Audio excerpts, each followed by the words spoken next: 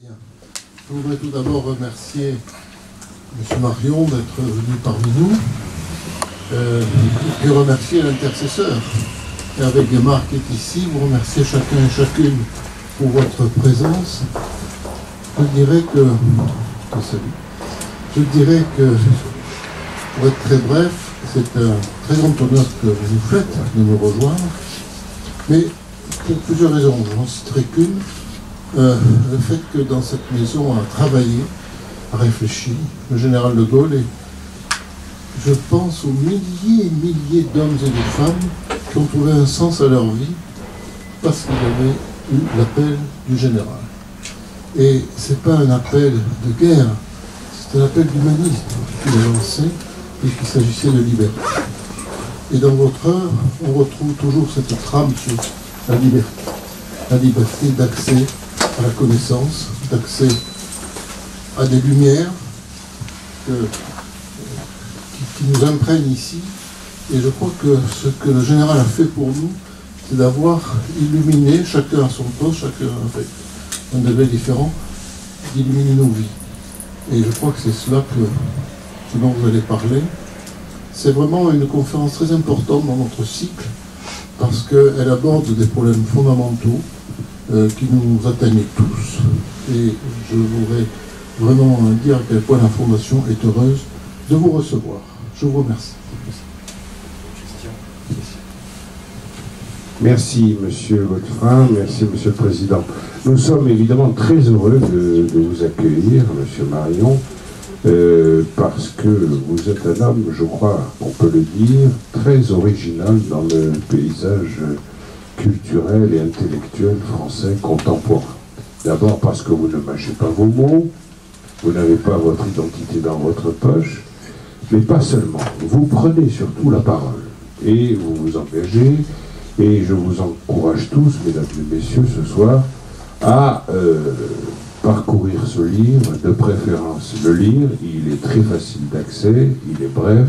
Ce livre qui nous sert de prétexte ce soir, Brève apologie pour un moment catholique aux éditions Grasset, dont j'extrais un propos qui va nous servir, je crois, d'amorce d'un débat que j'espère très riche, et je n'en doute pas.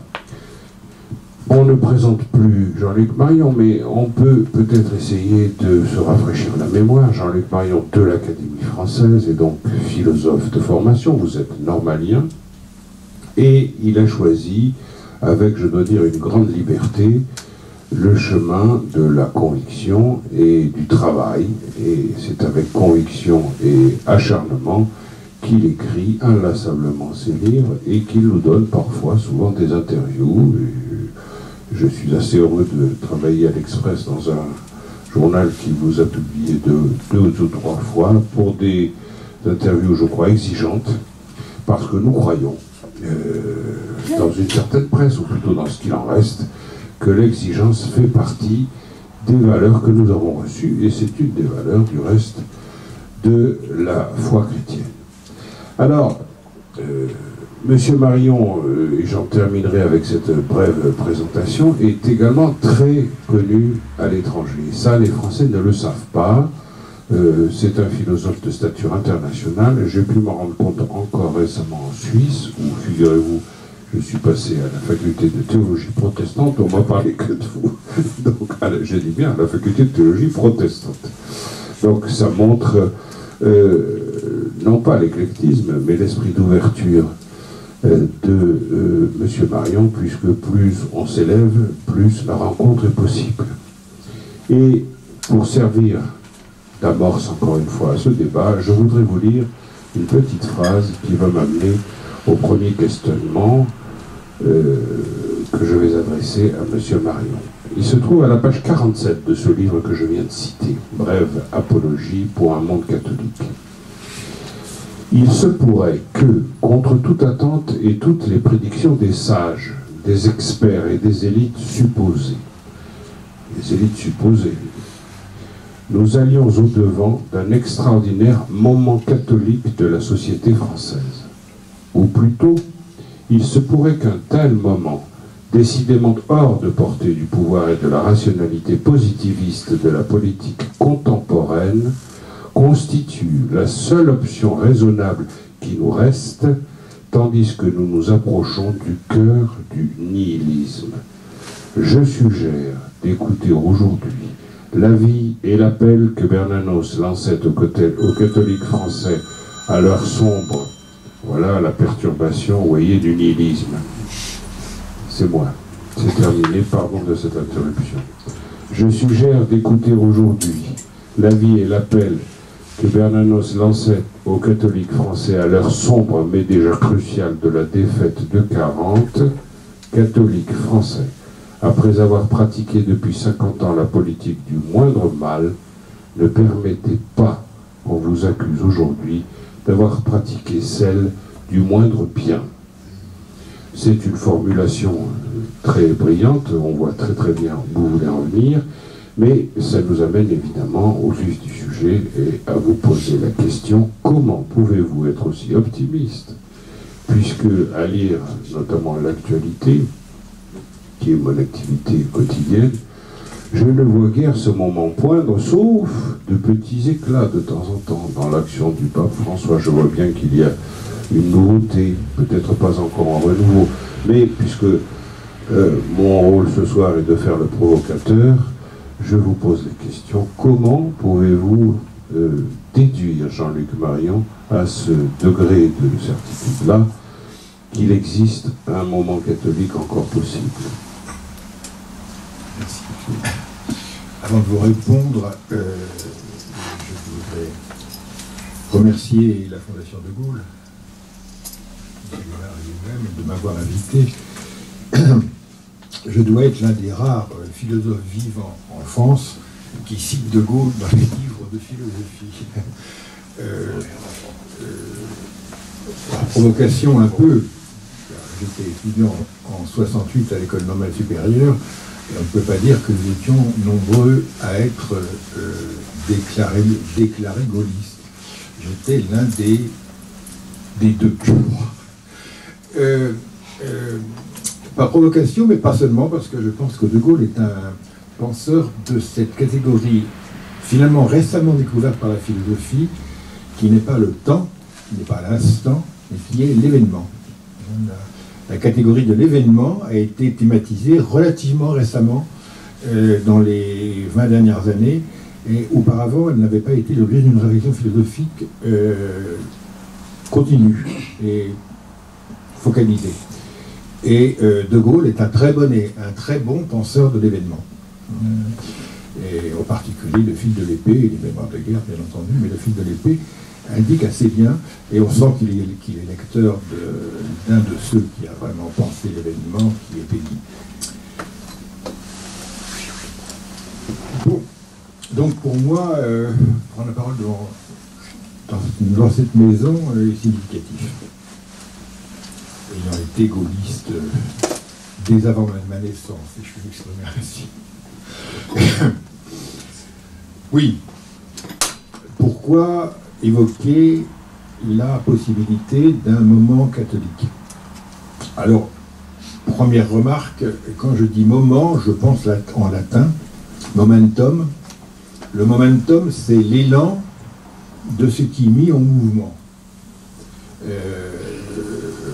Le momentum, techniquement, en physique du XVIIe siècle, c'est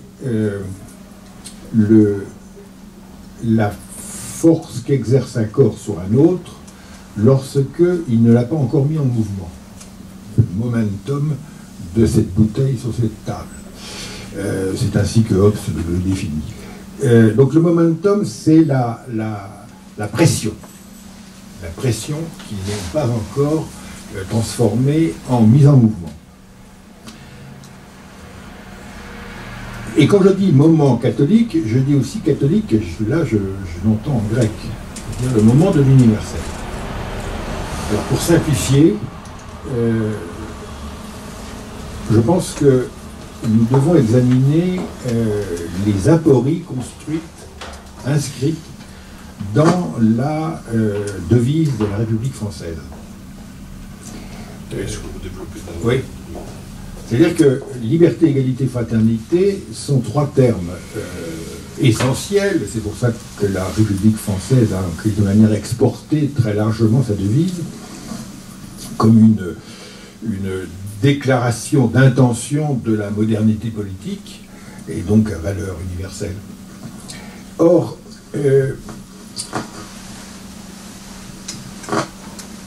la pensée libérale s'est intéressée au premier terme, la liberté. Et avec immédiatement la difficulté de définir la liberté est apparue. Et s'agit-il d'une liberté formelle ou d'une liberté réelle? S'agit-il d'une simple liberté politique, la liberté du citoyen? Jusqu'où cette liberté va-t-elle? Alors il y a déjà une objection formelle à la liberté formelle, c'est que la limite de ma liberté est la liberté de l'autre. La liberté va aussi loin qu'elle peut se développer sans contredire la liberté d'autrui. Alors la délimitation de ces limites est déjà un problème politique bien connu. Je n'y insiste pas, tout le monde est au courant de ceci. Reste l'égalité. L'égalité, cette fois-ci, a été mise en question, non pas à droite, par la pensée libérale, mais à gauche, par le marxisme ou par tous les socialismes. Que signifie une égalité si elle est purement formelle? Je veux dire, la liberté, même au niveau formel, n'est pas sans poser des difficultés théoriques et constitutionnelles, juridiques. Quant à l'égalité, elle pose immédiatement le problème de savoir si c'est une égalité formelle, droit de vote, etc., droit de justice, même justice pour tout le monde. La justice est égale pour tous, comme disent nos amis italiens. La loi est égale pour tous, comme disent nos amis italiens. Ou est-ce que l'égalité est aussi l'égalité économique? Nous, en France, nous sommes entre les deux. C'est-à-dire c'est à la fois une égalité formelle devant la loi, etc., et c'est une égalité qui, d'une certaine manière, est économique. Ou du moins, il y a un minimum, un socle économique commun qui garantit cette égalité. Les débats sur le revenu minimum universel vont dans ce sens. Donc la question n'est pas seulement posée par les marxistes. Limitons les droits formels pour réaliser l'égalité économique réelle. Mais enfin, ces deux thèmes, liberté et égalité, sont chacun à part. Autant la définition de plusieurs problèmes que l'évidence d'une solution à laquelle tout le monde pourrait se rallier sans difficulté. Reste le fait qu'on peut dire qu'il peut y avoir une contradiction entre la liberté et l'égalité. C'est-à-dire la liberté d'entreprendre, la liberté économique, peut produire l'inégalité. Et il produit l'inégalité de fait. Au point que l'un des plus significatifs des grands économistes récents, Rawls, aux États-Unis, a écrit, a démontré, c'est sa thèse, que l'inégalité fait partie de la liberté et elle est acceptable aussi longtemps que les pauvres voient leur inégalité diminuer sans empêcher les riches et les riches extrêmes de continuer à être en situation plus inégalitaire. Bon. Donc, les deux premiers moments de la dernière République sont problématiques chacun à part et problématiques dans leur rapport immédiat. Mais reste la fraternité. Je vous interromps une seconde pour vous provoquer. Par liberté, on entend aussi beaucoup libertarisme en France et par égalité, beaucoup égalitarisme, ce qui complète votre raisonnement. Absolument. Mais l'endroit où la bas blesse le plus, c'est quand on dit la fraternité. Alors la fraternité est hautement problématique. Elle ne peut être que problématique. La fraternité est problématique pour de nombreuses raisons. Premièrement, il y a une difficulté dans les démocraties modernes, c'est-à-dire que nous sommes censés aboutir à la fraternité, or il n'y a pas de père. Il n'y a pas de père commun. Non seulement parce qu'on coupe la tête des rois, mais parce que la notion même de paternité commune est de même problématique. Et le fait qu'il y ait un fantasme royaliste implicite en France ne fait que confirmer ceci. Donc nous savons, le père est essentiellement une notion en crise. Donc évidemment, la fraternité, qu'elle soit réelle, dynastique ou symbolique, est elle-même un concept extrêmement instable. D'autre part, il faut être d'une naïveté sans nom pour imaginer que la fraternité entraîne la concorde. Il n'y a pas besoin d'être un fervent suiveur de René Girard pour comprendre que la fraternité produit au moins aussi souvent que la concorde la rivalité mimétique et donc l'assassinat. Abel et Caïn, Rémus et Romulus, mais toute la littérature elle-même témoigne du fait que d'être en concurrence avec son frère, enfin d'avoir un frère, permet d'être en concurrence avec lui, et donc provoque le conflit. Donc dire que la fraternité est un idéal positif, c'est extrêmement naïf. Et encore une fois, on n'a pas besoin d'être un grand lecteur de René Girard ou du dernier Freud pour le comprendre. C'est une évidence. Donc, le concept de fraternité est un concept instable et d'emblée dangereux. Il vaut mieux ne pas avoir de relation de famille pour rester en concorde. Les relations de voisinage sont déjà suffisamment difficiles pour ne pas ajouter les relations de famille. Donc, dire que nous serions frères des autres citoyens de notre société politique ne me rassure en aucune manière. Alors, qu'est-ce qu'on veut dire quand on dit la fraternité? On veut dire que, conformément à une vision implicite et simplifiée de la volonté générale chez Rousseau, que tout le monde s'accorde pour un bien qui n'est le bien particulier de personne et qui est donc à ce moment-là le bien général, le bien commun. Alors cette notion de bien commun, elle est étrange. Elle est étrange du point de vue de la réflexion politique, en particulier en France. Parce que cette notion de bien commun est en fait d'origine théologique chrétienne. Elle est médiévale, elle vient de saint Thomas d'Aquin, qu'il avait construite en reprenant certains thèmes du stoïcisme et d'Aristote. Et elle a été développée au XIXe siècle par les théologiens romains, essentiellement, en réaction aux deux thèses qu'ils rejetaient en philosophie politique, c'est-à-dire le libéralisme et le socialisme. Alors l'intérêt de la doctrine du bien commun, que je vous résume très vite, c'est qu'elle consiste à dire le bien commun n'est pas la somme des biens particuliers.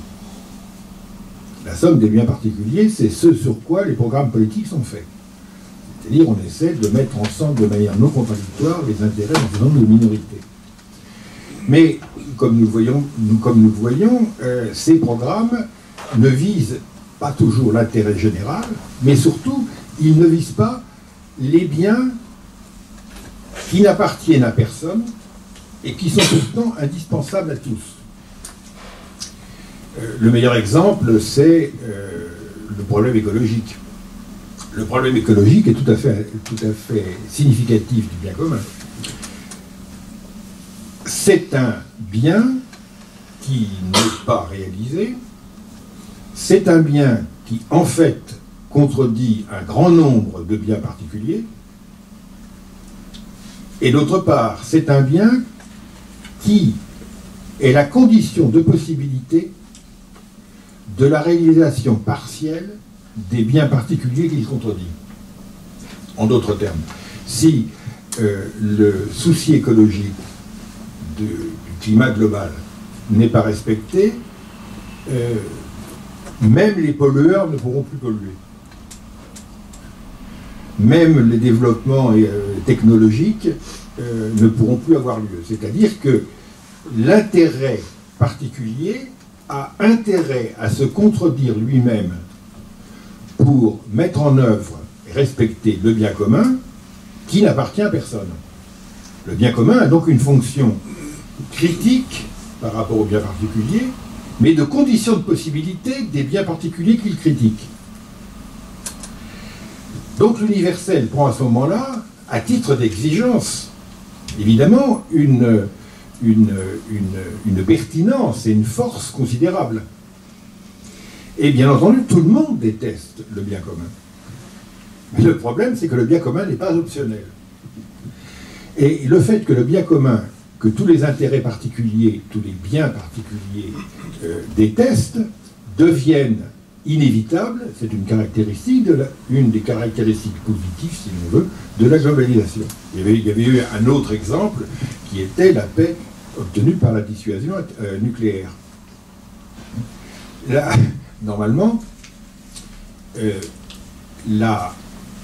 fait d'avoir une avance technologique dans l'armement est en soi un bien pour celui qui en dispose.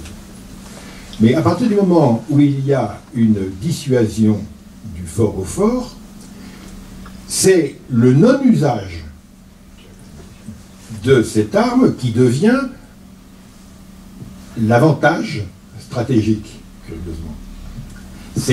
C'est-à-dire que si quelqu'un utilise pour son intérêt, une nation, pour son intérêt particulier, son avantage technologique, elle perd la condition de possibilité de la jouissance de sa victoire, puisque la destruction réciproque interviendra. Donc la destruction réciproque intervient, la menace de la destruction réciproque intervient comme le bien commun, pour garantir le bien commun. D'où ce paradoxe de la dissuasion classique, que les armes sont là pour qu'on ne s'en serve pas. Et donc, d'une certaine manière, les militaires pratiquent la doctrine du bien commun, c'est-à-dire visent à maintenir une paix armée qui contredit les intérêts particuliers de chacun des systèmes d'armes. Enfin, des nations armées. Donc, le bien commun est actuellement, c'est un des effets de la globalisation, le nom positif, beaucoup plus précis, de ce que le terme de fraternité décrit très mal.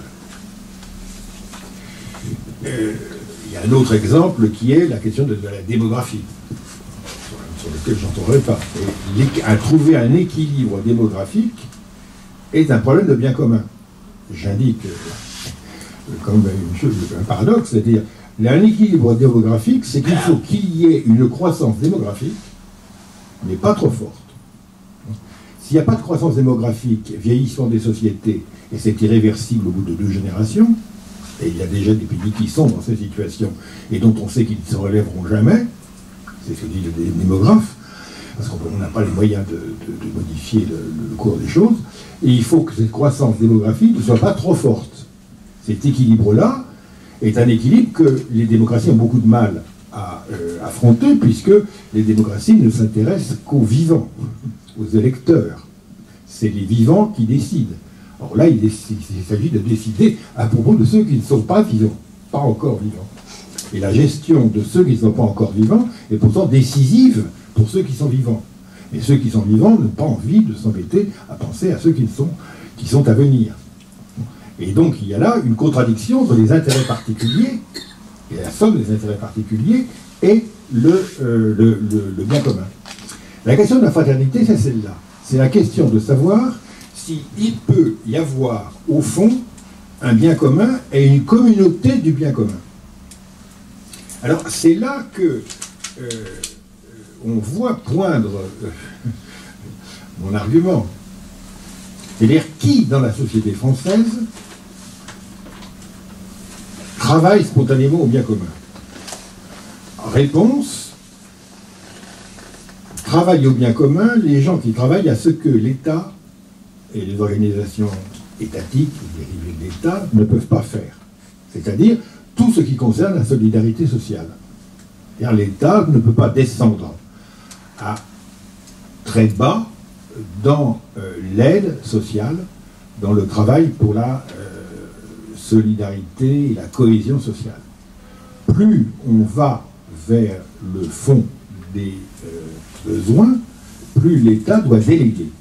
Il délègue en payant, mais en payant des gens qui le font pour des motifs très différents de ceux de l'État, qui le font par conviction et non pas pour gagner leur vie. Ça coûte moins cher à l'État de passer par les gens qui procèdent ainsi, et l'État se défait d'une partie de la solidarité nationale, de plus en plus d'ailleurs.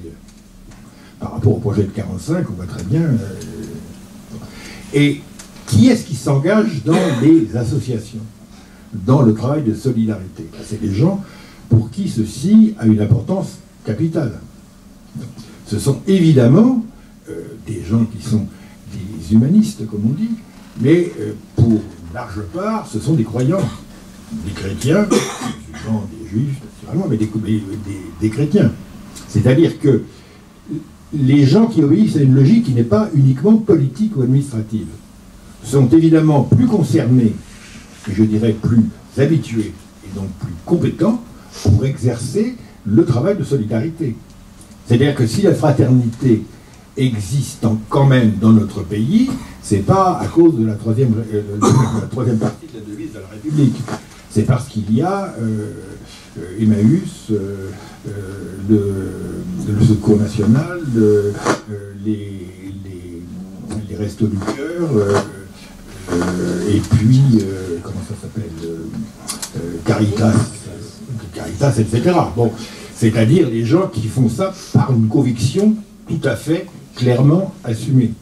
Bon, ce niveau de réalité est d'une certaine manière péripolitique, extra-politique. Bon.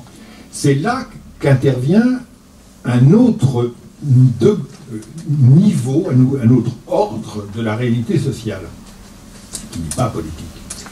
Alors ma thèse, c'est que dans à ce niveau d'intervention de réalité, qui est essentiel, et tous les politiques en sont d'accord, et c'est pour ça qu'ils subventionnent, quelle que soit l'orientation religieuse ou, comme on dit, philosophique, par métaphore, pour ne pas être trop pieux, ceux qui reçoivent des subventions et qui les utilisent. Dans ce cas, qui peut intervenir? Peuvent intervenir les gens pour qui la notion de solidarité signifie quelque chose, et quelque chose d'essentiel. Et c'est là que le discours des chrétiens est déterminant.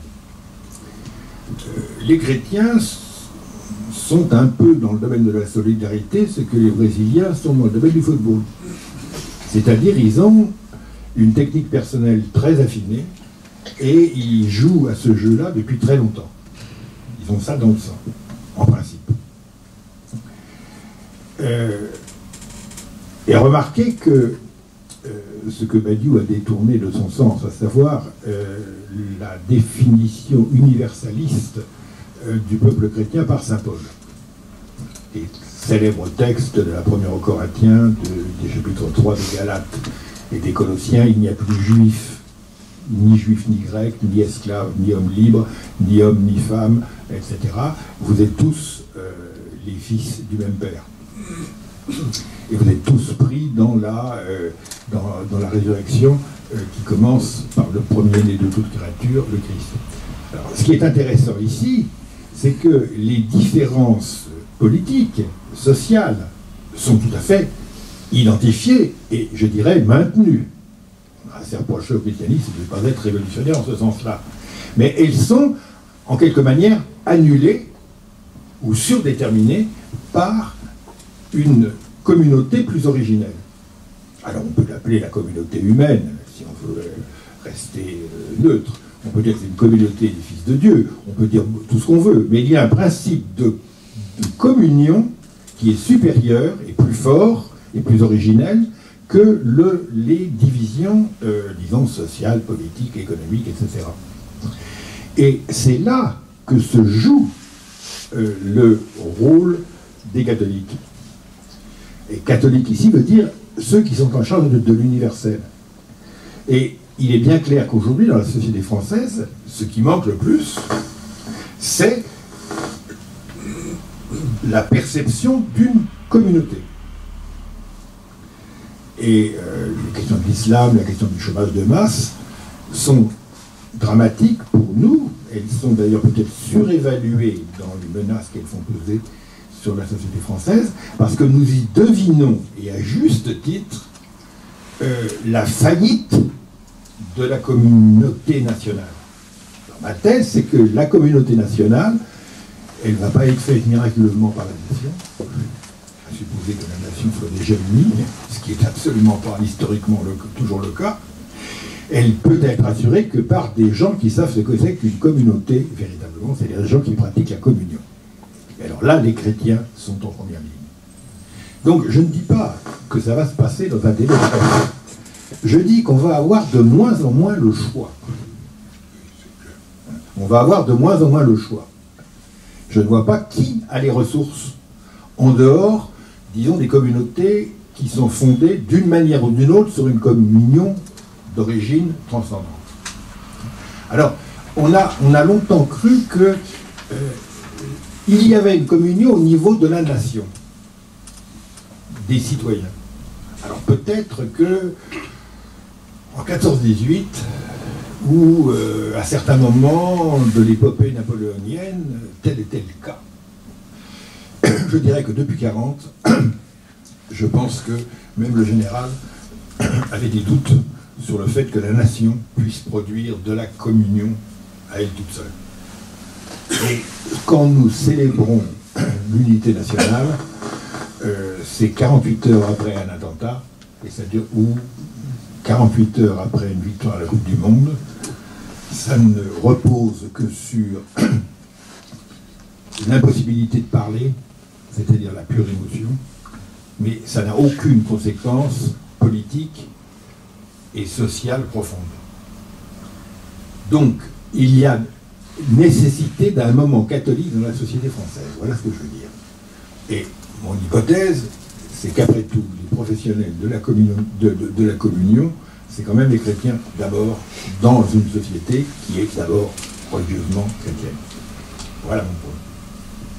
Je crois que c'est très clair et patiemment et solidement argumenté.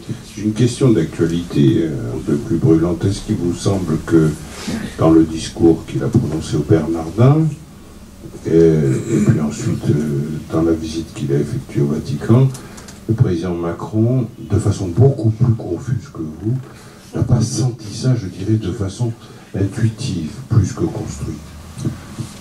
Écoutez, c'est ce qu'il m'a dit, puisque nous avons eu des échanges épistolaires à propos de ce livre, en disant que ce qu'il a dit au Bernardin était, pour une part, inspiré par quelle mesure, je crois qu'il a fait le discours, etc. Mais enfin, de fait, il y a des résonances. C'est-à-dire que je crois que le président Macron a une vision assez correcte du rôle des, disons, des églises, comme on dit, mais je n'aime pas ce pluriel, dans la société française.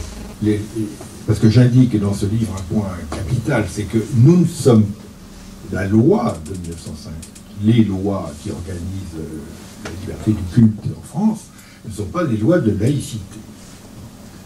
C'est une imposture de dire ça, parce que la loi de 1905 n'emploie pas le mot laïcité. Il faut être clair, on dit séparation. Séparation de l'Église et de l'État.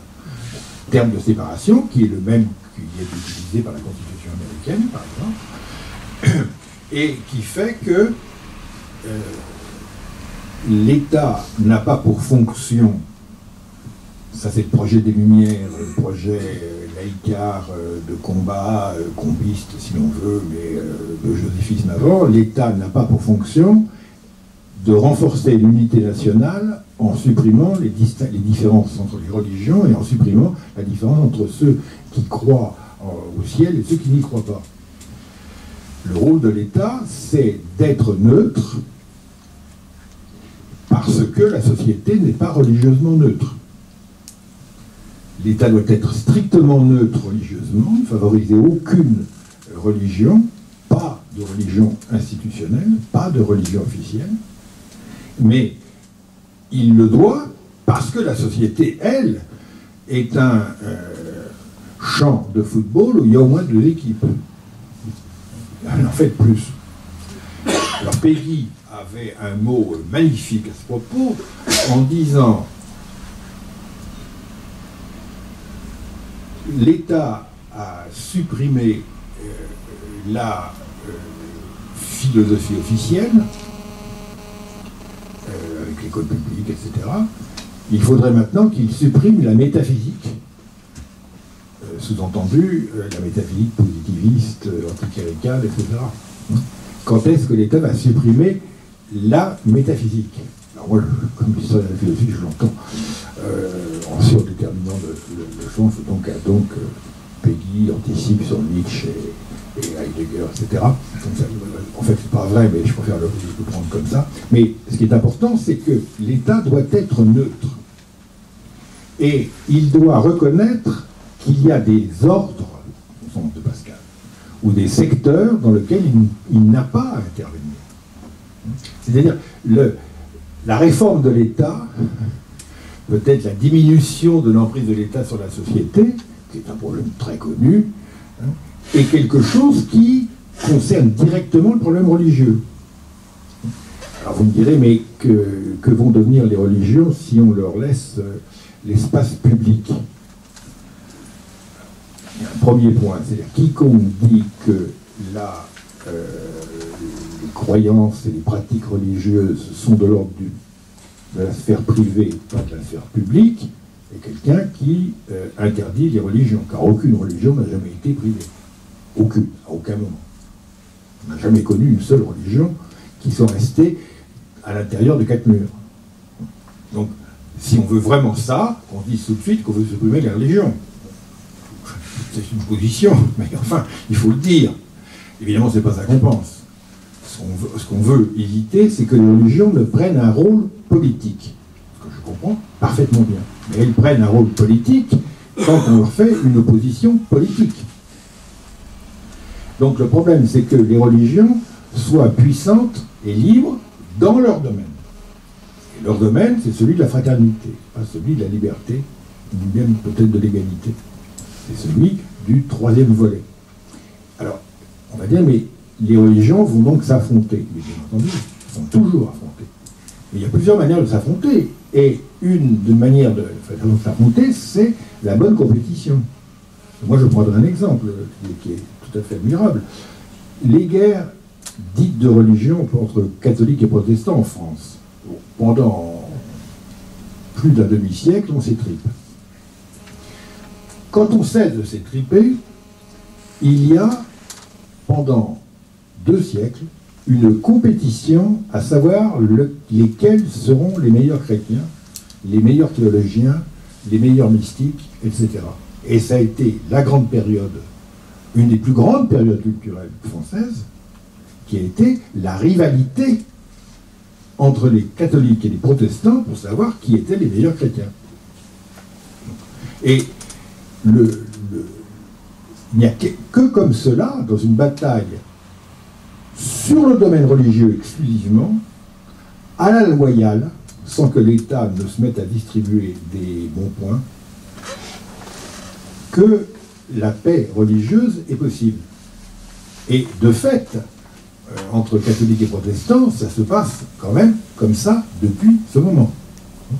Malgré quelques rechutes de temps en temps. La plupart du temps, quand il y a des guerres de religion, comme on dit, la religion n'est qu'un prétexte entre des forces politiques qui s'affrontent comme en Irlande avec les Anglais, etc. Enfin, il faut être sérieux. Alors, il y a le cas de l'islam. est-ce que l'islam peut participer à une compétition loyale, à un niveau purement religieux avec d'autres religions? Je ne suis pas islamologue, je ne suis pas politologue, bon, j'ai mes doutes, on pourra en discuter, il y a des raisons d'en douter, et il y a aussi le fait que si l'islam est pris dans ce qu'il déteste le plus, c'est-à-dire d'autres religions légitimes à l'endroit où il se trouve, l'islam peut se conduire peut-être comme les autres religions. C'est parfois possible, ça dépend d'un rapport de force politique plus complexe. Mais ça, c'est une autre question.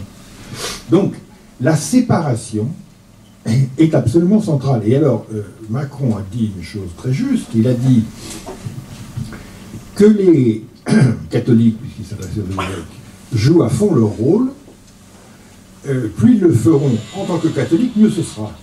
C'est-à-dire, plus ils seront libres dans leurs pensées, donc critiques, style Bernanos, plus ils seront grande gueule, plus ce sera utile au débat démocratique, et plus ils seront, disons, sains, plus ce sera utile à l'ensemble de la société. Mais ceci ne veut pas dire que l'État doive obéir à ce que prescrit l'Église catholique. L'écart peut demeurer. Mais dans ce cas, il faut que l'État dise, pour des raisons politiques, je ne peux pas, je ne dois pas prendre la position de l'Église catholique. Et qu'ils le disent clairement, et qu'ils ne disent pas qu'il énonce une norme religieuse ou morale. En d'autres termes, des lois comme la loi Veil ou les futures à venir, l'État devrait dire, dans la situation de contrainte où je suis, vu le rapport de force et vu mon incapacité à faire de la théologie morale, je vais édicter cette loi, promulguer cette loi. Mais ceci n'est pas une obligation, n'a pas de signification et d'autorité morale ou religieuse, c'est un compromis politique. Et alors, exemple, conséquence très précise de ça, naturellement, dans ce domaine-là, la liberté de conscience doit jouer. Donc l'État peut bien en venir à des compromis que certains trouveront immoraux. Les religions doivent dire, on n'est pas d'accord, c'est immoral. Bon. Mais elles ne doivent pas prôner la désobéissance civique. Mais l'État doit, dans ces cas, dans les cas précis, admettre la clause de conscience. C'est pas compliqué à comprendre. Alors moi j'avais l'impression que Macron disait ça. C'est assez clair. Est-ce qu'il vous semble néanmoins que le projet que vous décrivez, en tout cas le momentum, le déclenchement des forces qui pourraient provoquer l'engrenage qui aboutirait à tout ça, donc restons prudents, c'est ce que vous avez défini sous le terme de momentum, n'est pas néanmoins barré par un certain nombre de forces qui, elles, sont très actives contre la religion, qui est la caricature, ou qui, je pense, un certain nombre de... voilà. Et alors ça, c'est très français. Alors pour le coup, je pense à un courant libertaire, gauchiste, qui peut être aisément, et le cœur léger, islamo-gauchiste, mais alors surtout pas catholique. Oui, ça c'est connu, et bon, je dirais que ça n'est pas nouveau. Je veux dire, il y a un anti-catholicisme, un anti-christianisme vraiment très profondément enraciné dans la société française. Rousseau, Contrat social, fin du livre 4, il fait l'éloge de l'islam en disant que dans l'islam, au moins, il n'y avait pas de division entre le pouvoir politique et l'autorité spirituelle. Et donc la société était parfaitement unifiée, c'était tellement mieux. Et malheureusement, dit-il, dans nos sociétés, le christianisme a imposé la distinction des ordres. Donc, je veux dire, l'ancêtre de l'islamo-gauchiste, c'est la fin du contrat social. Donc tout ceci est une vieille histoire. Alors, je suis tout à fait conscient des résistances à ce que je dis. Et les résistances, elles font partie du jeu. Si on fait de la politique du point de vue de Sirius, considérant la longue durée. Ce qui est impressionnant, c'est de voir quand ces oppositions ont été défaites. Le XXe siècle est finalement très surprenant. On peut dire que le XXe siècle commence pour l'Église catholique avec le Concile Vatican I et avec la perte des États pontificaux. C'est plus ça me semble. Bon. C'est-à-dire qu'à ce moment-là, l'Église se trouve absolument privée, pour la première fois, de tout support temporel. Et elle est privée de tout support temporel, elle est donc réduite, si je puis dire, à une autorité spirituelle, point. Or, c'est à ce moment-là que se produit un moment considérable d'universalisation de l'évangélisation, plus grand que la période du XVIe siècle, et qui, à long terme, est un succès, et continue. Et d'autre part, c'est le moment où l'Église doit affronter des prétentions à l'universalisme des pouvoirs politiques. C'est-à-dire, en fait, les grandes idéologies du XXe, c'est-à-dire le nazisme, fascisme, etc., et le bolchevisme. Normalement, elle aurait dû sauter. Elle aurait dû disparaître. Or, si on suit une analyse strictement marxiste, elle aurait dû, structuraliste, elle aurait dû sauter. Sauter, absolument. Oui. Et ça a pris dans un cas 20 ans, et dans l'autre 70 ans, mais c'est l'inverse qui s'est produit. Alors on va me dire, évidemment, c'est quand même pas... c'est quand même les divisions américaines et l'armée rouge, et puis l'équilibre de la terreur et l'effondrement économique de l'URSS qui ont expliqué... Non. Non, ce qu'il faut remarquer, surtout dans le deuxième cas, c'est que finalement, ça ne s'est pas fait militairement, ça ne s'est pas fait par un affrontement direct. Ce qui a été décisif, c'est ce qui s'est passé dans la tête des gens. C'est-à-dire le jour où les populations soumises à l'Empire soviétique, où les gens ont cessé d'avoir peur de mourir et ont commencé à faire comme s'ils étaient libres, c'est ça qui a fait basculer la chose. On peut dire que d'une certaine manière, ce qui a été décisif, ça a été non pas les contraintes extérieures et la modification du rapport de force au niveau des contraintes extérieures. Je crois que les militaires voyaient ça, les économistes voyaient ça, mais les populations ne voient rien du tout dans ces cas-là. Bon. Ce qui a fait la différence, c'est quand les gens sont descendus dans la rue en disant Verzin das Volk, et puis sont restés. Voilà. Puis au bout d'un certain temps, ça n'a pas marché tout de suite. À la fin, c'est les autres qui ont perdu la bataille mentale. La bataille mentale. Et je pense que je voudrais même presque faire une prophétie. Quand j'étais étudiant, l'idée que je verrais de mon vivant la fin de l'Empire soviétique ne m'avait jamais effleuré. Je pensais que ça arriverait un jour, enfin, longtemps, loin après. Et en 89, comme tout le monde, je suis quand même tombé. On sentait bien que ça craquait, mais pas à ce point-là.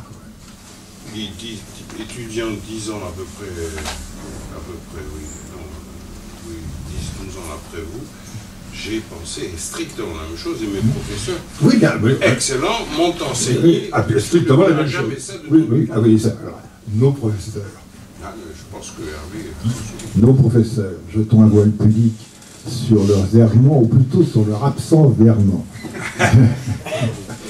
Et on peut se demander si la question de ce qu'on appelle l'islam a tort. Parce que ce qui est nouveau, c'est pas l'islam. Ça n'est même pas que l'islam exerce une pression du sud au nord de la Méditerranée. Depuis le début de l'islam, ça a été comme ça. Donc c'est une maladie affligeante. Non, ce qui est nouveau, c'est qu'il y a une idéologie qui s'est emparée de l'islam. Une idéologie qui est d'ailleurs relativement moderne, mais qui date du début du XXe siècle. Donc, alors la question, pendant combien de temps ça va durer? Il faut faire très attention. Ça peut sauter très vite. Parce que c'est une question mentale, une question culturelle. Et les mouvements culturels peuvent changer vite. Donc il faut quand même garder une vision sur la longue durée, précisément pour ne pas être surpris. Moi, j'ai été très surpris de la surprise du monde politique à propos de l'islam radical. Comme si c'était quelque chose de nouveau. Non, on peut dire que après la guerre de 14, le mouvement de colonisation était commencé, le mouvement de laïcisation forcée du monde musulman s'est déployé, il est allé jusqu'au bout, et puis quand l'Union soviétique s'est effondrée, ce mouvement de laïcisation a été stoppé et on est revenu à l'état antérieur. Ça n'a rien d'illogique, de surprenant, c'est pas une bombe atomique, c'est vraiment des mouvements géologiques, si je puis dire, qui étaient très prévisibles. Donc il faut, je crois, avoir un esprit, je veux dire, gaulien quand on appréhende ces situations.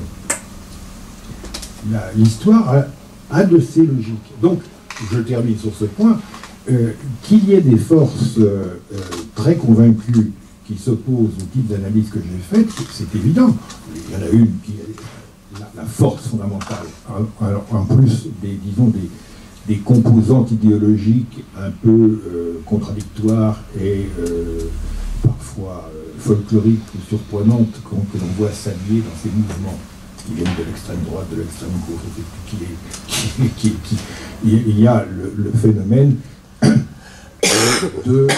des nécessités de la globalisation. La globalisation de l'information, des capitaux et des échanges commerciaux implique la standardisation des productions et des consommateurs.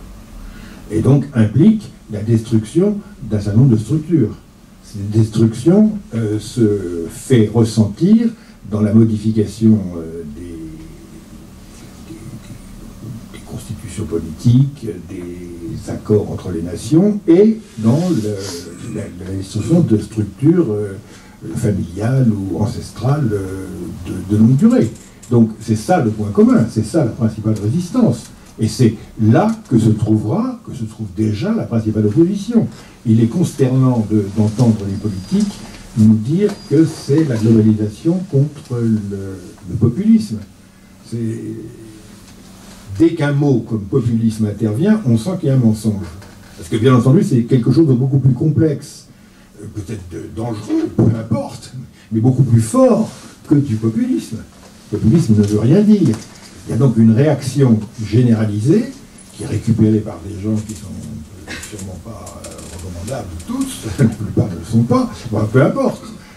Ils ne pourraient pas récupérer cela s'il n'y avait pas quelque chose à récupérer. Il faut se demander quoi. Et pas dénoncer.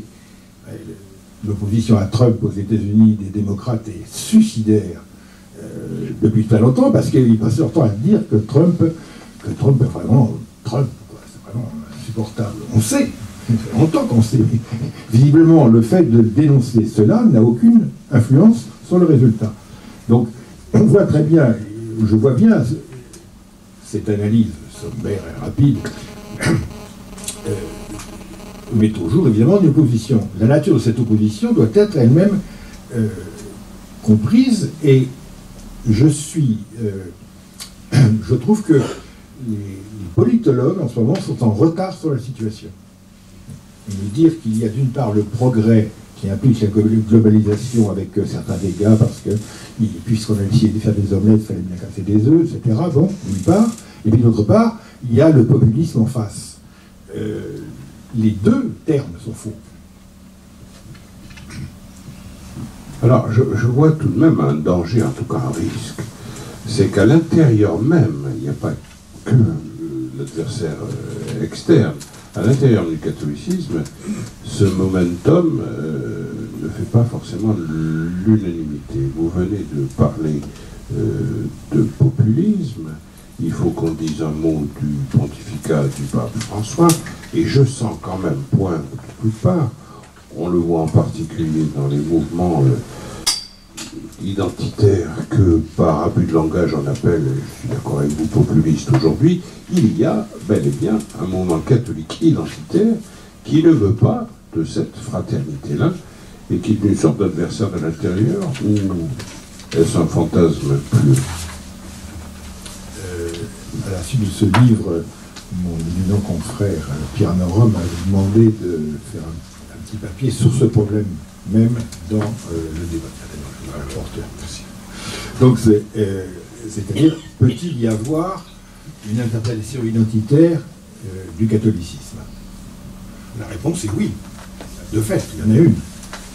Comme il y a des interprétations identitaires de l'anglicanisme,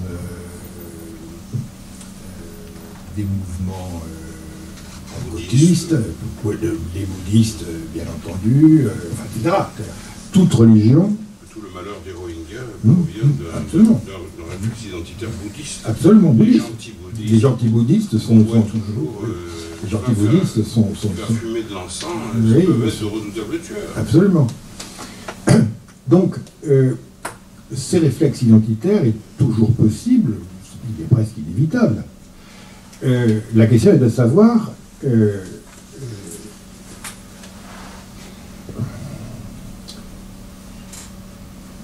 quelle cohérence intellectuelle, je ne dis pas seulement quelle légitimité cela a, mais quelle cohérence intellectuelle et donc quel sérieux ça peut avoir. Alors, sur ce point, tout dépend des religions. Toutes les religions ne sont pas dans la même situation. Quand vous avez une religion, comme le shintoïsme par exemple, on comprend très bien que le shintoïsme puisse au Japon s'identifier avec le culte des ancêtres, donc de l'empereur, donc devenir une religion, une conviction profondément nationaliste. Ça, c'est pas contradictoire. C'est dangereux, mais c'est pas contradictoire. Bon, déjà plus dangereux et plus contradictoire est la situation du judaïsme moderne. Parce que le judaïsme ancien est un judaïsme qui élit un peuple, mais qui lui donne une fonction universelle. Bon, tout le monde est d'accord, surtout après l'exil et à l'époque du Second Temple, le judaïsme est une religion à destinée universelle. Le judaïsme, d'après la destruction du Temple, le judaïsme moderne, est toujours saisi dans une tension entre l'identité juive et l'universalité, comme on dit, l'universalité des messages du prophète. Tout le judaïsme est traversé par ça. Et ça va jusqu'au paradoxe de l'État d'Israël, qui est un État laïque, et comme dans sa fondation, les sionistes ne sont pas des juifs pratiquants, ils sont la modernité, et un État laïque qui s'identifie grâce à la sémantique biblique, à la topographie, etc. Alors là, la contradiction est complète. Alors, donc, il y a des... Alors, on peut, à propos du christianisme, essayer de le rendre compatible avec un usage identitaire. Ce sont les églises nationales, l'anglicanisme, par exemple. Quand on est anglican, est-ce que c'est une manière d'être chrétien ou une manière d'être plus anglais que bon, on peut avoir un plus qu'un doute à ce propos. On pense aussi aux Russes. Bien entendu, toutes les églises orthodoxes, surtout quand elles sont autocéphales, avec l'idée qu'il y a une symphonie, comme disaient certains pères, entre l'empereur et le patriarche, à ce moment-là, on voit le principe identitaire. Mais ça peut aller... les nazis avaient inventé une troisième religion chrétienne, au lieu d'être selon... Parce qu'en Allemagne, à l'époque, encore maintenant, on est catholique ou évangélique. Ils avaient inventé les Deutsche Gläubiger, c'est-à-dire les chrétiens, les croyants allemands, on ne précise pas à quoi, mais comme disait le président Eisenhower dans sa grande sagesse, ce qui est capital pour les États-Unis, c'est que tous les Américains aillent le dimanche matin à 11 h à un service religieux, peu importe lequel. C'était un peu l'idée des nazis. C'est-à-dire qu'il y a une identification du groupe national par des moyens religieux. Alors, on peut tenter ça avec les catholiques. Nous autres Français, on a bien failli être gallicans au XVIIe siècle. On peut dire catholique et français toujours, en faisant une faute d'ailleurs dans la citation historique. Bon, on peut toujours faire ça. Le problème, c'est que dans le cas du catholicisme, la contradiction est patente. Alors elle est patente pour de nombreuses raisons. D'abord parce que l'enseignement de Paul est tout à fait clair, et puis parce qu'il y a une règle absolue, qui elle remonte aux évangiles, à savoir que comment peut-on reconnaître qu'on est bien dans une situation chrétienne, pour une communauté chrétienne? Parce qu'elle est capable de s'unir dans le même Christ. Et elle doit être capable de s'unir en intégrant les gens qui ne sont pas de la communauté. C'est-à-dire l'ennemi, l'étranger, l'exilé, etc. C'est ça le critère. Le critère, c'est la capacité à être en communion avec les gens que l'on n'aime pas. C'est vraiment la base. C'est le grand principe. Comment sais-tu, comment peut-on savoir que l'on connaît, que l'on aime Dieu, que l'on ne voit pas? Réponse, quand on aime son prochain que l'on voit. C'est la règle dans la tradition johannique, une règle absolue de vérification expérimentale mais indirecte de l'amour de Dieu. L'amour de Dieu se mesure à l'amour de l'autre. Et l'autre, c'est justement celui qu'on n'a pas envie d'aimer. Jusque-là, d'une simplicité biblique, si je puis dire. Donc, dans le cas du catholicisme, il faut bien comprendre que l'utilisation identitaire, elle relève d'une contradiction patente. On est sûr que c'est faux. Alors, c'est un point essentiel. Alors, je voudrais ajouter une dernière chose à propos du fanatisme religieux. De celui qui est tellement dévot de ce qu'il croit qu'il tue les gens qui ne veulent pas le croire. Alors, ça, c'est la définition du fanatique, de l'intégriste, du terroriste identitaire. Alors, celui-ci a deux caractéristiques, toujours, le fanatique religieux. C'est quelqu'un qui ne parle jamais de Dieu. Je me permets de vous soumettre ce critère à votre méditation. Le terroriste religieux ne parle jamais de Dieu. Il n'a rien à en dire, sinon qu'il est très fort et qu'il va vous tuer. En fait, il parle toujours de lui. Il ne parle pas de Dieu, il dit que Dieu est avec lui, c'est-à-dire contre vous. Mais c'est très rare que l'exalté dise quelque chose sur Dieu. Il n'a pas fait d'études de théologie. Il n'a rien à dire, sinon vous imposez d'y croire, mais il ne sait même pas à quoi il croit. Ça, c'est un point très important. J'ai rarement vu d'exception à cela. Au point d'ailleurs que mes petits camarades, quand j'étais étudiant, c'était très frappant de voir que les plus violents, c'était les moins bons en théorie, dans la théorie. Alors, et la deuxième chose qu'il faut bien dire, c'est que la violence d'affirmation identitaire avec des motifs religieux, et ça c'est connu, vient la plupart du temps compenser un doute profond sur la vérité de ce qu'on dit et de ce qu'on croit. C'est-à-dire, il faut des actes violents, incontestables, irréductibles, et qui laissent des traces, pour se rassurer soi-même sur le fait que ce qu'on dit est fort, irréductible, permanent. Moi, je pense, tout le monde sait que l'usage de la violence, on est violent quand on ne peut pas faire autrement. C'est la règle générale. En bonne politique, on a toujours intérêt à convaincre, c'est plus efficace, c'est plus durable, ça coûte moins cher, ça fait moins de dégâts. Donc, tout usage de la violence est l'ultima ratio rerum. Les canons étaient appelés, gravés, ultima ratio rerum. Le dernier argument des rois, c'est le canon. Donc, la violence est toujours le dernier argument. Donc, quand on est fort, on n'a pas besoin de l'utiliser. Selon le principe que quand quelqu'un de 60 kg écoute quelqu'un de 120 kg, il a tendance à obéir au diable. On peut le formuler comme au diable. Donc, l'usage de la violence est toujours une extrême concession, une extrême solution. Donc, celui qui a besoin de la violence pour affirmer sa position est quelqu'un qui en doute.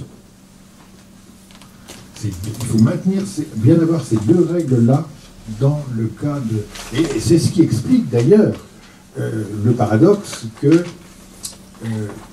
dans une action terroriste, ce dont on se souvient, c'est pas celui qui a tué, c'est celui qui a été tué. Ceux qui ont été tués.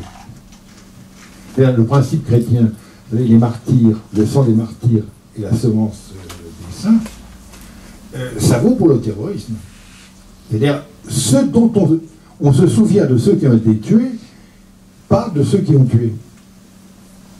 Il y a donc une défaite posthume presque générale de l'assassin.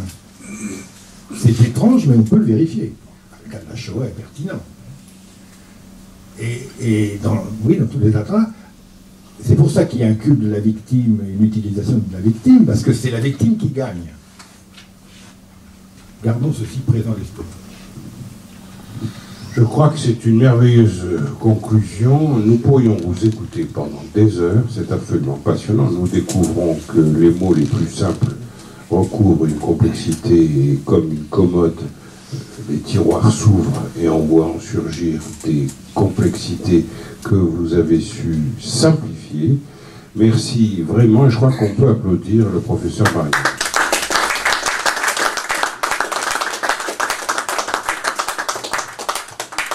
D'ajouter un mot, puisque vous avez été bienveillant. Ne dites pas de mal des philosophes. On dit les philosophes n'y comprennent rien. Alors, c'est vrai. Mais, d'abord, quand quelqu'un dit « je suis un philosophe » et vous allez comprendre ce que je dis, la plupart du temps, c'est un menteur. Parce qu'il va dire, non pas de la philosophie, mais ce que vous savez déjà.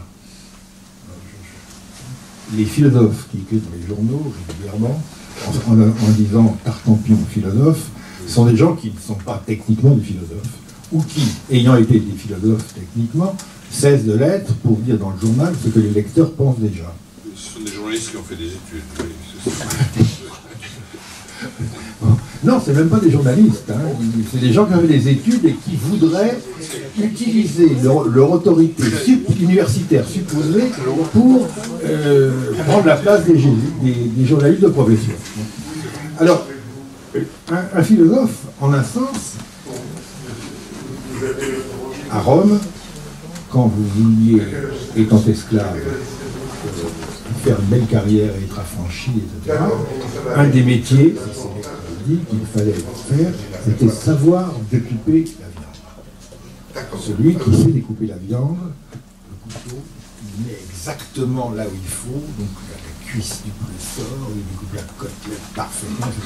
Et il y avait des gars qui faisaient d'immenses banquets que faisaient les Romains. C'était très important d'avoir des grands découpeurs de viande. Et il y a des gars qui ont commencé comme ça. Alors ils se rendaient indispensables, ils étaient affranchis, ils avaient de l'argent, ils montaient une chaîne, ils franchisaient tout ça. Parfait. Eh bien, un bon philosophe, c'est quelqu'un qui sait découper les concepts. C'est-à-dire, il met le couteau là où il faut, et d'un seul coup, la notion confuse devient une notion claire et distincte. Alors pour ça, c'est pas commode, parce qu'il faut faire beaucoup d'histoire de la philosophie, il faut faire beaucoup de langues, il faut bien connaître l'histoire des concepts, mais quand on arrive à démonter, alors de fait, la philosophie, ça commence à devenir très intéressant. Mais c'est un long travail.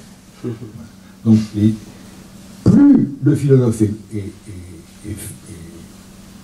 apparemment difficile à comprendre, plus quand il se met à découper, c'est génial. Même Hegel, vous prenez Hegel, première lecture de Hegel, ne comprend rien. Et puis, à partir du moment où vous voyez ce dont il parle, vous apercevez qu'il découpe avec un couteau, même Heidegger.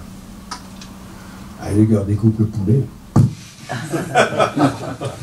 Il est l'heure de dîner. Merci beaucoup pour cette conclusion.